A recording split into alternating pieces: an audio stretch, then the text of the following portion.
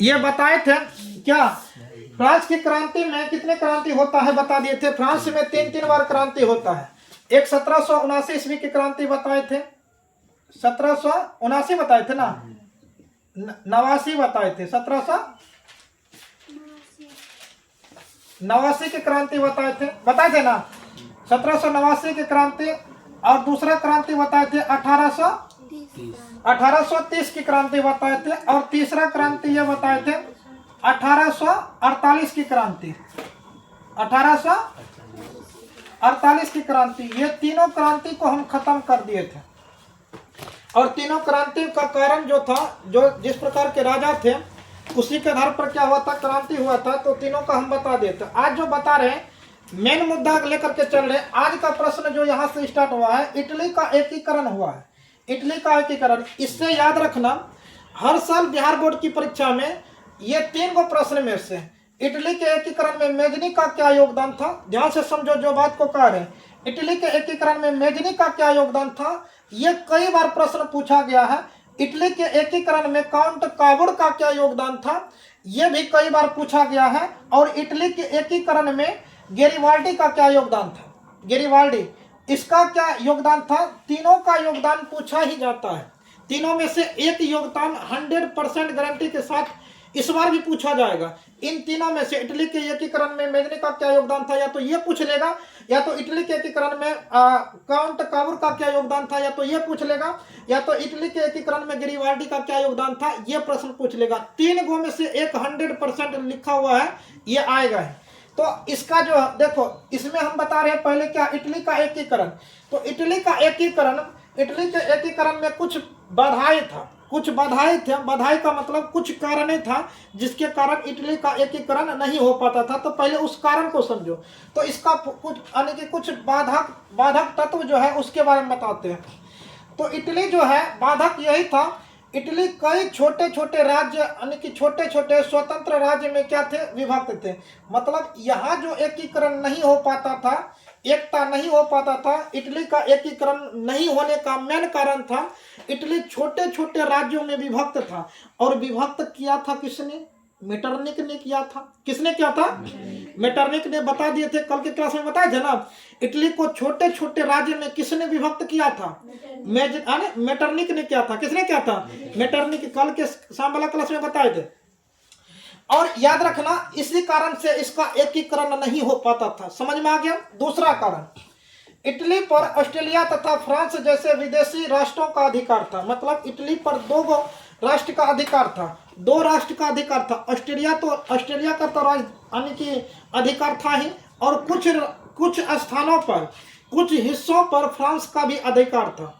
तो इटली पर कुछ हिस्सा पर ऑस्ट्रेलिया का अधिकार था और कुछ फ्रांस का अधिकार था, जिसके कारण इटली का एकीकरण नहीं हो पाता था। समझ में आ गया होगा।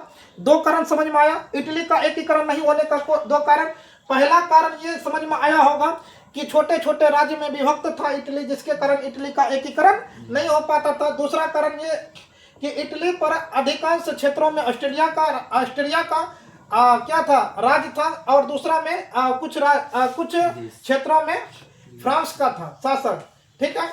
उसके बाद तीसरा कारण समझो जिसके कारण इटली का एकीकरण नहीं हो पाता था। तीसरा कारण था इटली की राजधानी पोप का प्रभाव था। मतलब इटली की राजधानी पोप जो थे उस पर प्रभावित थे। मतलब वो पूरा तरह से क्या थे, प्रभावित थे। किससे प्रभावित थे, रूस व ऑस्ट्रिया से क्या थे, प्रभावित थे, जिसके कारण इटली का एकीकरण नहीं हो पाता था। तो ये 3 कारण थे। ये तीनों का तीनों सबसे ज्यादा बाधक थे, जिसके कारण इटली का एकीकरण नहीं हो पाता था। तो इटली का एकीकरण करने के लिए आ गया कौन, नायक, जिसको क्या कहते हैं, हीरो कहते हैं। तो इटली का एकीकरण करने के लिए ये तीनों हीरो जो है सामने आ गया, तीनों नायक। तो पहला नायक जो थे, सर्वप्रथम जो प्रयास करने वाले नायक थे वो थे मेजनी। जो मेजनी चाहते थे इटली का एकीकरण हो, मेजनी चाहते थे इटली का एकीकरण हो। तो इटली का एकीकरण करने के लिए सर्वप्रथम कौन आगे आया था, मेजनी आया था। और मेजनी जो थे वो चाहते थे इटली किसी ना किसी प्रकार से एकीकरण, मतलब इटली का एकीकरण हो। यहाँ के राजा मतलब यहाँ पर लोगों का क्या हो, एकता हो, और यहाँ पर गणतंत्र की स्थापना हो। यहाँ पर किसका स्थापना हो, गणतंत्र राज्य की स्थापना हो। इटली में ऐसा चाहने वाला पहला नायक थे, वो था मेजनी, वो था। समझ में आ गया होगा। तो अब मेजनी का योगदान समझते हैं, क्या क्या मेजनी का योगदान था। तो इसका योगदान देखो, मेजनी साहित्यकार, गणतांत्रिक विचारों का समर्थक और योग सेनापति था। मेजनी कौन था, प्रश्न में पूछा जाएगा। तो मेजनी कौन था, ऑब्जेक्टिव का प्रश्न। मेजनी साहित्यकार थे। ये मेजनी कौन थे, एक साहित्यकार थे, गणतांत्रिक विचारों का समर्थक और योग सेनापति थे। और ये सेनापति भी थे, योग सेनापति। मेजनी एक योग सेनापति थे। मेजनी का संबंध, ये भी प्रश्न कई बार पूछा गया है। मेजनी का संबंध किससे था, तो कार्बोनरी से था। ऑब्जेक्टिव का प्रश्न, जो ऑब्जेक्टिव का है, ऑब्जेक्टिव के तरीका से बताते जाते हैं। मेजनी का संबंध किससे था, मेजनी का संबंध कार्बोनरी से था। किससे था, कार्बोनरी से। कार्बोनरी क्या था, एक गुप्त दल था। कार्बोनरी क्या था, एक गुप्त दल था। तो मेजनी का संबंध किससे, कार्बोनरी से। कार्बोनरी क्या है, एक गुप्त दल है। गुप्त दल का मतलब यह है कि कोई भी गुप्त संदेशा पहुंचाने वाला, कोई भी गुप्त संदेश पहुंचाने वाला को हम क्या कहते हैं, गुप्त दल कहते हैं। मतलब वैसा संदेश, मतलब जो किसी को भनक ना पड़े और पहुंचने वाला को पहुंच जाए। तो वह मतलब पहले चिट्ठी के माध्यम से ऐसा चलता था ना, चिट्ठी से मतलब लेटर लिख करके चलता था। तो समझ में आ गया होगा। अब दूसरा देखो, ये समझ में आया ना। मेजनी साहित्यकार थे और गणतांत्रिक विचारों का समर्थक और योग सेनापति थे। मेजनी का संबंध कार्बोनरी नामक गुप्त दल से था। 1830 ईस्वी में, ध्यान से समझना, 1830 ईस्वी में मेजनी इटली का एकीकरण करना चाहता था। इटली का एकीकरण करना चाहता था। ध्यान से समझो, 1830 ईस्वी में सबसे पहले मेजनी इटली का एकीकरण करना चाहता था। 1830 ईस्वी में मेजनी सर्वप्रथम इटली का एकीकरण करना चाहता था। लेकिन मेटरनिक ने नागरिक आंदोलन को क्या किया था, दबा दिया। मतलब नागरिक के द्वारा, मतलब इटली के नागरिक के मतलब लोगों के द्वारा जो आंदोलन चल रहा था, और उसका मतलब उस नागरिक का जो आंदोलनकारी था, मेन आंदोलनकारी कौन था, साथ में मेजनी था। कौन था, मेजनी। और मेजनी ने यह आंदोलन को चलाया था इटली के नागरिक के साथ। मतलब इटली के नागरिक को साथ लेकर के क्या चलाया था, आंदोलन चलाया था। और इसका भनक पड़ गया किसको, मेटरनिक को पड़ गया। इसका जानकारी किसको मिला, मेटरनिक को मिला। जब मेटरनिक को यह जानकारी मिला कि मेजनी आंदोलन कर रहा है इटली को एकीकरण करने के लिए, इटली का एकीकरण करने के लिए, तो मेटरनिक अपना सेनापति को भेज देता है। मेटरनिक क्या करता है, अपना सेनापति को आदेश दिया, जाओ उस आंदोलन को दबा दो, उस आंदोलन को दबा दो। तो इस प्रकार से वहां का सैनिक, किसका, मेटरनिक का सैनिक गया और मेजनी जो आंदोलन कर रहा था, बेचारा आंदोलन कर रहा था इटली का एकीकरण करने के लिए, उस आंदोलन को दबा देता है। और उस आंदोलन में थोड़ा सा हार हो जाता है, किसका, मेजनी का। और मेजनी को डर से वहां से भागना पड़ता है। मेजनी को इटली छोड़ करके भागना पड़ता है। तो बेचारा इटली को छोड़ करके मेजनी वहां से पलायन कर गए, मतलब वहां से भाग गए। मतलब इटली का एकीकरण करने के लिए गए थे, इटली का एकीकरण करने के लिए गए थे, लेकिन हार का सामना करना पड़ गया। और वहां का राजा काफी निरंकुशवादी थे, मेटरनिक। ऑस्ट्रेलिया का राजा काफी निरंकुशवादी राजा थे। अब पकड़ा जाता मेटरनिक, कौन पकड़ा जाता है, कौन, मेजनी। तो खाम उसको सजा भुगतना पड़ जाता। इसी लेकर के वहां से दुमदमा करके वो पलायन कर गए। कौन पलायन कर गए थे, मेजनी। कौन भाग गए थे, मेजनी। तो मेजनी कब भागा था, 1830 ईस्वी में, जब आंदोलन कर रहे थे इटली को एकीकरण करने के लिए। तो हार का सामना करना पड़ा, बेचारा भाग गया, वहां से निकल गया। और दूसरा नंबर का समझो, तो मेजनी फिर से क्या, भागने के बाद भी इसका कदम रुकता नहीं है। भागने के बाद भी ये रुकता नहीं है, भाग गया बेचारा 30 में। 1831 ईस्वी में, ध्यान से समझो, 1831 ईस्वी में यंग इटली नामक एक संस्था बनाता है। हार गया तो फिर भी छोड़ेंगे थोड़ी है, भाग गया ना, हार गया तो क्या हुआ, भाग गया था। और वहां का राजा मेटरनिक के, मतलब ये जो मेटरनिक थे उसके पल्ला में तो नहीं पड़ा था, उसका मतलब वो पकड़ तो नहीं लिया था, वहां से पलायन कर गया। वहां से जब भाग गया, कहां से, इटली से भाग गया, तो इटली से भाग करके जो दूसरे राज्य चला गया, तो वहां से जा करके पलायन कर रहा था, मतलब वहां से योजना बना रहा था। वहां से क्या कर रहा था, योजना बना रहा था। और योजना बना करके एक यंग इटली नामक संस्था बनाया, वहीं से यंग इटली नामक संस्था बनाया। और गुप्त दल को कहने पर वह इटली में आकर के यंग इटली नामक संस्था का स्थापना करता है। और यंग इटली नामक संस्था का जब स्थापना करता है, यंग का मतलब युवा होता है, यंग का मतलब क्या होता है, युवा होता है। तो यंग इटली मतलब वैसे लोगों को इस संस्था में लेने लगा जो यंग था, जो क्या थे, यंग थे। यंग का मतलब क्या होता है, युवा होता है। तो वैसे लोग को इस किस में लेने लगे, इस संस्था में लेने लगा जो कि यंग था, युवा था। तो युवाओं के साथ में लेकर के फिर से आंदोलन करेगा। युवाओं को साथ में पहले तो एकत्रित करने में समय लगेगा ना। तो यंग इटली नामक एक संस्था स्थापित करता है। फिर एक संस्था बनाता है मेजनी 1834 ईस्वी में यंग यूरोप नामक एक संस्था बनाता है। यंग इटली नामक संस्था जब बन करके इसका तैयार हो गया, यंग इटली नामक संस्था बन गया, तब इसको नाम दे दिया, इसी यंग इटली नामक संस्था को ही नाम दे दिया यंग यूरोप। क्या नाम दिया, यंग यूरोप। अब इसमें यूरोप के अंतर्गत, यूरोप महादेश के अंतर्गत जो जो देश आते थे वहां का भी युवा इसमें आकर के अपना भागीदारी ले सकता है, अपना भाग ले सकता है। इसीलिए यंग यूरोप नामक एक संस्था बनाया। और यंग प्रश्न में पूछा जाएगा, यंग यूरोप नामक संस्था किसने बनाया था, यंग यूरोप नामक संस्था किसने बनाया था, मेजनी ने बनाया था। और यंग इटली नामक संस्था किसने बनाया था, मेजनी ने बनाया था। और यंग इटली नामक संस्था जो है कब बना था, 1830 ईस्वी में। और यंग यूरोप नामक संस्था कब बनाया था, 1834 ईस्वी में। समझ में आ गया होगा, 1830 1834 ना 1831 1834 1830 में दुम दबा करके भाग गया था। समझ में आ गया। तो 3 पॉइंट याद रहेगा कि नहीं। 30 में पलायन कर गया, 31 में फिर से संस्था बनाया, यंग इटली नामक संस्था बनाया, फिर से 34 में यंग यूरोप नामक संस्था बनाया।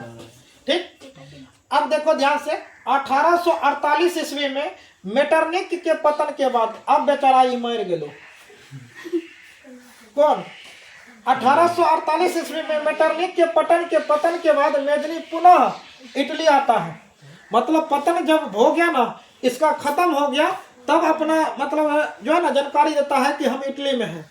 क्योंकि इटली में गुप्त दल का गठन कर रहा था। इटली का थोड़ा सा हट करके जो है ना, उस राज्य से हट करके थोड़ा सा इटली से हट करके और दूसरे क्षेत्रों में जा करके वो संस्था बना रहे थे ना।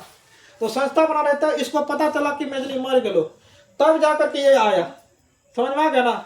इसका पतन होने के बाद पुनः इटली आता है। कब आता है, पुनः इटली आता है कब, 1848 ईस्वी में आता है। कब आता है, 1848 ईस्वी में। ऑस्ट्रेलिया, देखो ऑस्ट्रेलिया हस्ताक्षेप से, ऑस्ट्रिया के हस्ताक्षेप से, ठीक, इटली में जनवादी आंदोलन को क्या किया, यानी कि कुचल दिया गया। फिर से ऑस्ट्रेलिया के हस्ताक्षेप से, ऑस्ट्रेलिया का जो ये कौन थे, हाँ, मेटरनिक जो थे, ये इसका पतन होने के बाद फिर से आया, आंदोलन करके इटली का एकीकरण करने के लिए चाहते थे। और एकीकरण के लिए बेचारा फिर से 48 में आया, फिर उसे पिछवाड़ा पे लात मारा, बेचारा भाग गया। कौन, ऑस्ट्रेलिया के हस्ताक्षेप से फिर से वहां पर क्या करना चाहते थे, एकीकरण करना चाहते थे, लेकिन उसको यहाँ से भागना पड़ा। तो ये पहला नायक थे जिन्होंने इटली को सर्वप्रथम एकीकरण करना चाहते थे। ये पहला नायक थे जो इटली को एकीकरण करना चाहते थे। अब दूसरा नंबर का समझो, इटली का एकीकरण में प्रश्न दूसरा पूछा जाएगा, इटली का एकीकरण में काउंट काबुर का क्या योगदान था? तो इसका सक्सेस नहीं रहा था, ये दोनों का सक्सेसफुल रहा था, ये दोनों सक्सेस हो गया था, क्योंकि दोनों साथ में रह करके इटली का एकीकरण किया था। ये अकेले आया, इसका समर्थन, इसी का समर्थक ये करते थे गैरिबाल्डी, इसका समर्थक करते थे, मतलब इसका जो है ना, इसी के आदेश के अनुकूल चलते थे, इसी को मतलब अपना गुरु मानते थे। समझ में आ गया ना? तो अब दूसरा, इटली के एकीकरण में काउंट काबुर का क्या योगदान था? यह भी प्रश्न कई बार पूछा गया। तो याद रखना, ये जो था, ये सार्डिनिया कौन थे? सार्डिनिया पिडमाउंट, सार्डिनिया पिडमाउंट के शासक, सार्डिनिया पिडमाउंट के शासक विक्टर एमेनुअल कौन थे? विक्टर, याद रखना, विक्टर एमेनुअल। विक्टर एमेनुअल ने काउंट काबुर को अपना प्रधानमंत्री बनाया था। किसको बनाया था? काउंट काबुर को अपना प्रधानमंत्री बनाया था। किसने बनाया था? विक्टर एमेनुअल ने। कौन बनाया था? विक्टर एमेनुअल ने काउंट काबुर को, ध्यान से समझो, काउंट काबुर को अपना प्रधानमंत्री बनाया था 1853 से 54 ईस्वी के क्रीमिया, यानी कि क्रीमिया के युद्ध, क्रीमिया का युद्ध जो होता है, क्रीमिया के युद्ध में काउंट काबुर ने, ध्यान से समझो, क्रीमिया के युद्ध में काउंट काबुर ने फ्रांस के तरफ से क्या किया था? भाग लिया था, फ्रांस की तरफ से भाग लिया था। ठीक, एक युद्ध होता है फ्रांस में, और फ्रांस में जाकर के पहले जो थे, पहले काउंट काबुर साथ दे दिया, फ्रांस को क्या क्या साथ दिया, काउंट काबुर ने उसका क्या क्या फ्रांस का साथ दिया, और फ्रांस को मदद करने के बदले, मतलब फ्रांस को मदद करने के बदले, फ्रांस को मदद करने के बदले में नीस, फ्रांस को मदद करने के बदले में नीस और सेवाय नामक रियासत देना स्वीकार किया। ये दोनों स्वीकार किया था। कौन? फ्रांस ने। फ्रांस का दो स्थान था, कौन? नीस और सेवाय। ठीक है, सेवाय, ये दो रियासत थे, दोनों रियासत बदले में इटली को देने के लिए ये क्या किया था? स्वीकार किए थे।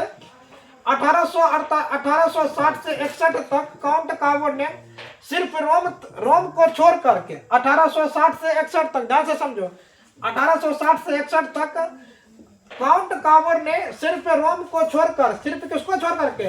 रोम को छोड़ करके उत्तरी और मध्य इटली के सभी रियासत, जैसे सभी रियासत का बात करेंगे, जैसे परमा हो गया, मोडेना हो गया, टस्कनी हो गया, परमा हो गया, मोडेना हो गया, टस्कनी हो गया, इन सभी पर क्या किया? अपना अधिकार कर लिया 1860 से 61 ईस्वी तक। किसने किया था? तो काउंट काबुर ने किया था। किसने किया था? काउंट काबुर ने 60 से 61 तक में यहाँ पर परमा पर, मोडेना पर, टस्कनी पर, इन सभी राज्यों पर क्या किया? उत्तरी, मतलब इटली का, ये इटली का उत्तरी भाग था जहां पर इन्होंने अपना अधिकार कर लिया था। फिर 1862 ईस्वी में दक्षिणी इटली वेनेसिया को छोड़ करके, मतलब दक्षिणी उत्तरी भाग पूरा कंप्लीट, इटली का उत्तर भाग में सभी जगह पर अधिकार कर लिया काउंट काबुर। कौन कर लिया? काउंट काबुर। इटली का उत्तरी भाग में, इटली का उत्तर दिशा में जो जो क्षेत्र आते थे सभी पर अधिकार कर लिया काउंट काबुर ने 1860 से 61 तक। 1862 तक में बच गया था दक्षिणी इटली, रोम, वेनेसिया, इन सभी को छोड़ करके बाकी सभी क्षेत्रों पर जो थे ना, किसका अधिकार हो गया था? किसका अधिकार हो गया था? काउंट काबुर का अधिकार हो गया था। और काउंट काबुर एकीकरण कर लिया था हर एक क्षेत्र में। ये 2 क्षेत्र के अलावा, 2-3 क्षेत्र के अलावा बाकी हर क्षेत्रों पर काउंट काबुर का अधिकार हो गया था। काउंट काबुर का अधिकार हो गया था और वहां उन्होंने एकीकरण कर लिया था। अब अगला प्रश्न पूछा जाएगा, इटली के एकीकरण में गैरिबाल्डी का क्या योगदान था? ध्यान से समझो, इटली के एकीकरण में गैरिबाल्डी का क्या योगदान था? याद रखना, गैरिबाल्डी पेशे से एक नाविक थे। नाविक का मतलब नाव चलाने वाले थे। गैरिबाल्डी पेशे से क्या थे? एक नाविक थे। प्रश्न पूछा जाता है ऑब्जेक्टिव में। गैरिबाल्डी पेशे से क्या थे, एक नाविक थे, नाव चलाने वाले थे, और नाव चलाने के कारण इसको मतलब हर दिशा हर क्षेत्र की जानकारी मिल गया था। हर दिशा व क्षेत्र का जानकारी नाव के द्वारा मतलब समुद्र के जरिए से ये पता कर लिया था, हर क्षेत्र हर हिस्सा का जानकारी कर लिया था। और ये मेजनी का विचार मतलब मेजनी के विचारों का समर्थन में करते थे, मतलब मेजनी के विचारों पर आदर्श पर ये चलने वाले थे। कौन, गैरिबाल्डी। इन्होंने लाल कुर्ती नामक मतलब लाल कुर्ती सलवार ने लाल कुर्ती नामक एक संस्था का गठन करता है, एक सेना बनाता है। लाल कुर्ती नामक मतलब वैसा व्यक्ति को लिया जाएगा जो लाल कुर्ता में रहेगा, लाल कुर्ती में नहीं, लाल कुर्ता में रहेगा। लाल कुर्ता में पहन करके जो मतलब लाल कुर्ता में जो दिखेगा वो किसका सेना है, बताओ, गैरिबाल्डी का सेना। लाल कुर्ता, इसलिए सब अपना सेना को, हर एक सेना को लाल कुर्ता पहना दिया। तो लाल कुर्ता खतरे का निशानी भी होता है। लाल कुर्ता किसका होता है, खतरे का निशानी भी होता है। और खतरे का निशानी से बचने के लिए इसलिए लाल कुर्ता दिया था ना, खतरा का निशानी देख करके अलग से पता चलता था खतरा आ रहा है, बच करके रहना। और दूसरा भी खतरा होता है, समझ में आ गया होगा।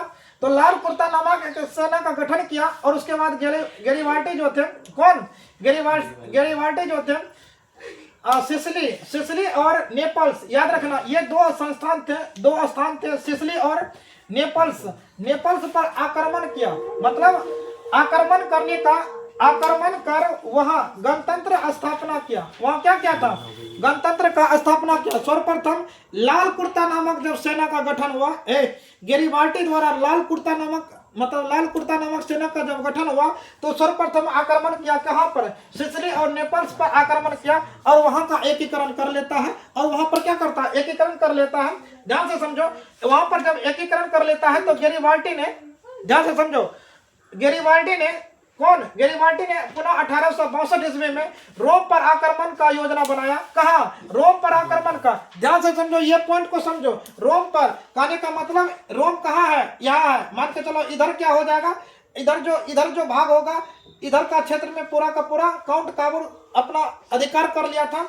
और इसका ये वाला क्षेत्र में ये जो थे कौन, गैरिबाल्डी अधिकार कर रहे थे। और इन्होंने योजना बनाया यहाँ पर अधिकार करने का। और ये चाहता था यहाँ पर यह अधिकार करने के लिए, कौन, काउंट काबुल का चाहता था ये अधिकार करे। और ये योजना बना रहा था कौन, गैरिबाल्डी योजना बना रहा था कि यहाँ पर अधिकार हम करें। तो दोनों तो भले के लिए चाहते थे ना, दोनों क्या चाहते थे, भले के लिए एकीकरण करना चाहते थे। तो मतलब इसका मुलाकात जब यहाँ पर युद्ध करने के लिए ये जाता है, इसका सेना लाल कुर्ता पैजामा वाला, लाल कुर्ता वाला सेना यहाँ पर जाता है। और इसका सेना जब यहाँ पर आता है और इसका सेना में से कौन उत्तराधिकारी बन करके जाता है, तो याद रखना कौन जाता है, तो इसका सेना में से बताओ, मतलब ये जो थे किसका, काउंट काबुल का जो थे, ये जो थे विक्टर एमेनुअल, इसका विक्टर एमेनुअल जो है यहाँ पर जाता है युद्ध करने के लिए। और काउंट ये जो थे कौन, गैरिबाल्डी, ये यहाँ पर जाते हैं युद्ध करने के लिए। दोनों का मुलाकात वहां पर हो जाता है। आपसी जब मुलाकात होता है तो दोनों का मंजिल एक था, मतलब रास्ता अलग अलग था, मंजिल एक था। तो वो भी चाहता था क्या कि एकीकरण, इटली का एकीकरण हो, और ये भी चाहता था इटली का एकीकरण हो।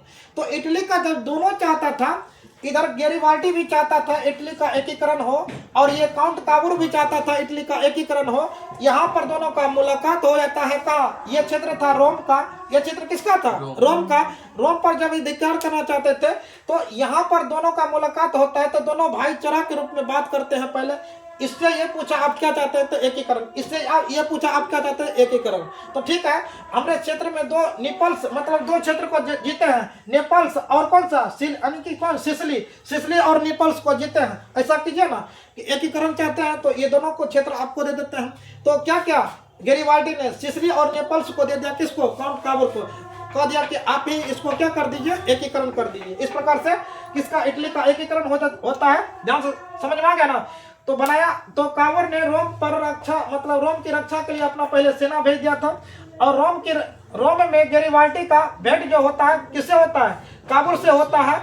और वह दक्षिणी इटली का भाग जीते हुए विक्टर एमेनुअल को देता है। हम बता दिए विक्टर एमेनुअल को दे देता है। 1862 में काउंट काबूर का मृत्यु हो जाता है। काउंट काबूर जो थे ये बेचारा का मृत्यु हो जाता है। काउंट काबूर जो हर एक क्षेत्रों पर अपना एकीकरण स्थापित किया था, और यही काउंट काबूर को जो था ना गैरिबाल्डी अपना सेना दिया था। कौन? गैरिबाल्डी अपना यानी कि 2-3 क्षेत्र को दे दिया था दान में, और इसका मृत्यु हो जाता है 1871 ईस्वी में फ्रांस प्रसाद युद्ध के दौरान जो है विक्टर एमेनुअल